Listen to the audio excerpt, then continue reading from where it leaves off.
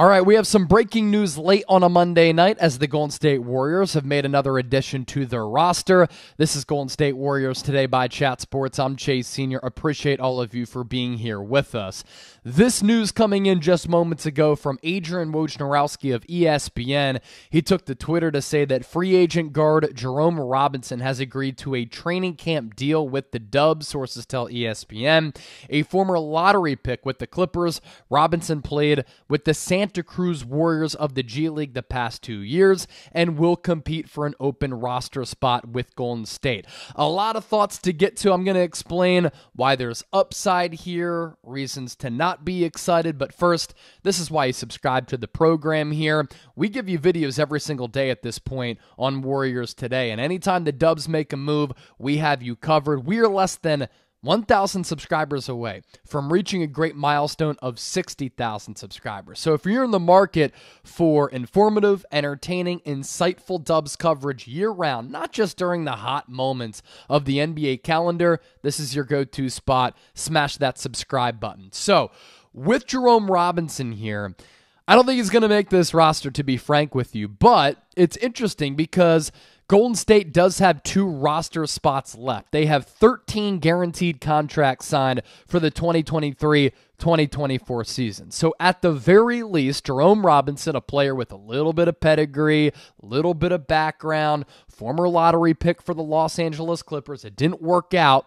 in LA or the Washington Wizards. He's going to have an opportunity to compete for one of those remaining roster spots. I think that this is going to be more of a training camp body to fill out the roster, to make those practices a little bit competitive with the guy who has experience playing at the NBA level, high-level college basketball at Boston College, and has played and has plenty of experience at the G League level as well. Like I said, first-round pick, 13th overall, so just inside that lottery back in 2018 out of Boston College. And coming out of college, he was a 6'4" combo guard who played at a really elite level of competition in the ACC for Boston College. You're going up against the likes of Duke, North Carolina, Miami, Florida State. The list goes on and on and on. And he had a couple of really monster moments in his college career where he was a 3-level scorer, could finish at the rim with a little bit of athleticism, had a little bit of a baseline jump shot,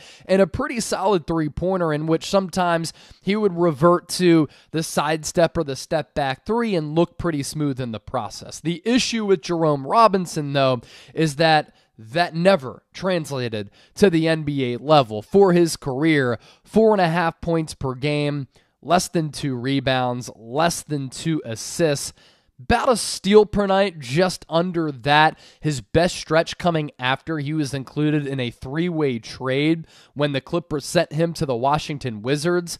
2019-2020 was that year, and for a bad Wizards team, he actually got some playing time, an average about 9.5 points per game, little more than 3 rebounds. He shot under 40% from the field, and not an abysmal 35% from 3, but not great when you're shooting sub 40% as a guy who's a little bit of a smaller size guard. He has played 113 NBA games in his career, so that goes back to the previous point of him being one of those training camp bodies where if he surprises you, cool, he can round out that bench unit. If not, you send him back to the G League and he can be a very valuable player for your G League squad because of the development that you're looking for to groom some of those young players, and he has a solid NBA body. He's 26 years old.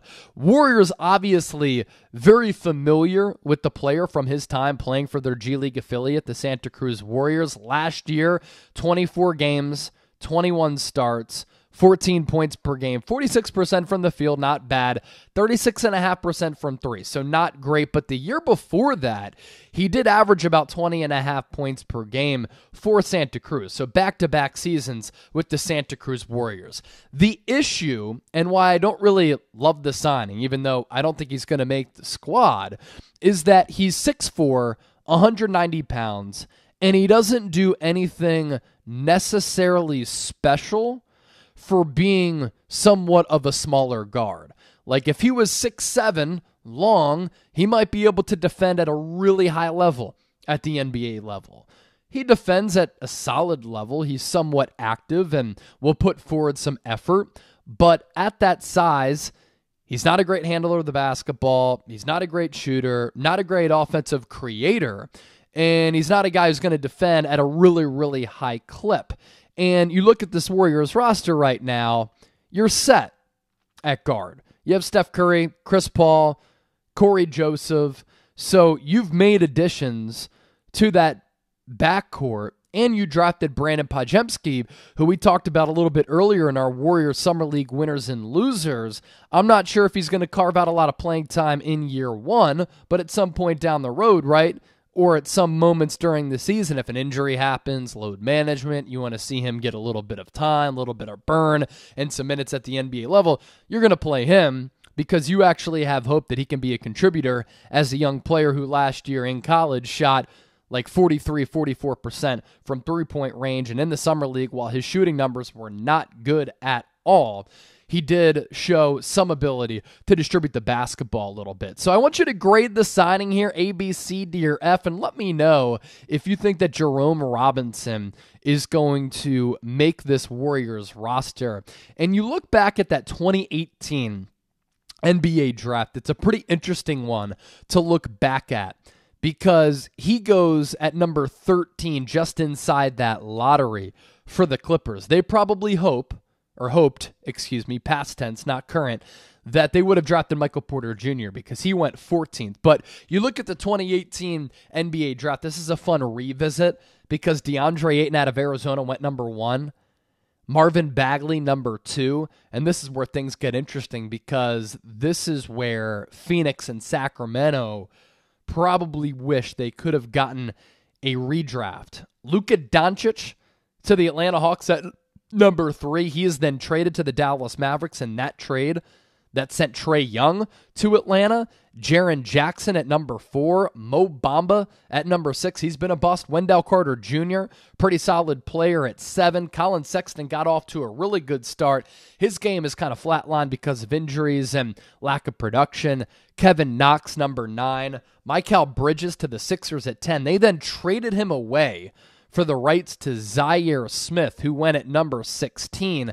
Shai Gilgeous-Alexander at number 11. He was top 5 in scoring last year. You had Miles Bridges go at 12, Jerome Robinson at 13, Michael Porter Jr. at 14, and then Dante DiVincenzo, former Warrior, at number 17. Lonnie Walker played well for the Lakers at 18. Kevin Huerter at 19. Grayson Allen has gotten some pretty good rotation minutes in his NBA career. So too is Aaron Holiday.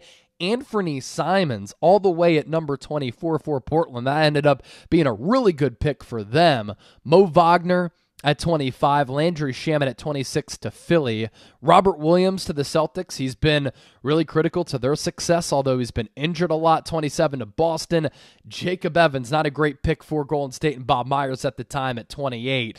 Zanan Musa and then Omari Spellman rounding out that first round. So Javon Carter, Jalen Brunson, Devontae Graham, Mitchell Robinson, Gary Trent Jr., Jared Vanderbilt, Bruce Brown. Please don't tell me, DeAnthony Melton, don't tell me that there are not good players to be had in the second round of drafts. You can, if you have a good scouting department and you can identify solid players, you can find quality playmakers in the second round of the draft. I just listed several of them. Sometimes we just think too much about the athletic upside of some of these prospects. But for Robinson to go at number 13, the team like the Clippers that selected him, they passed up on a lot of really good players to take Robinson, who simply did not work out in his NBA career. Will it work out for Golden State? Could it be a fun story? We will certainly see. This has been Golden State Warriors Today by Chat Sports. I'm Chase Senior. Second video today.